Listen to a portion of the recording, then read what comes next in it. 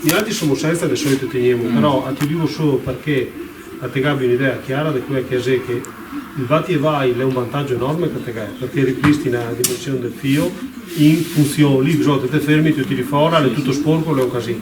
Quindi sappi che con il nostro te che il problema lì. E tiene filo così grosso, a te deve essere bravo a farlo su un 4, ti sia anche giovane, perché tanta forza, io provo a fare su un 4. Guarda, gli altri abbiamo. E 1004 questo pieno 4, 3, 8, 4 adesso. E ora te fa. No, conta di più. Quanto che ne hai dentro io? Poco, aspetta. Ne più del 4, guarda che grosso che è. Beh, c'è un poco.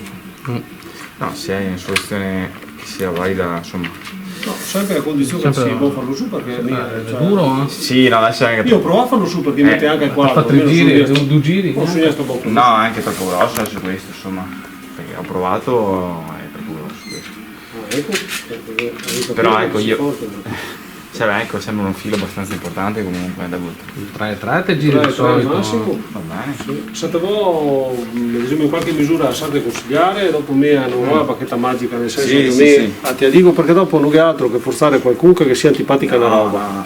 Ecco, io non taglio il betta, ecco. Sì, però mi vedo che qui che ha roba impegnativa con 3 fa tutto, sì, sì.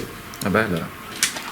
Allora, come testina, va sempre batti e vai, che te fa su rapido così. Ti su a testina che ti stringi, se stringe l'inserto te a testina e a testina su c'è spugliatore. Ok, devo bloccare ovviamente. Sì, la coppia conica.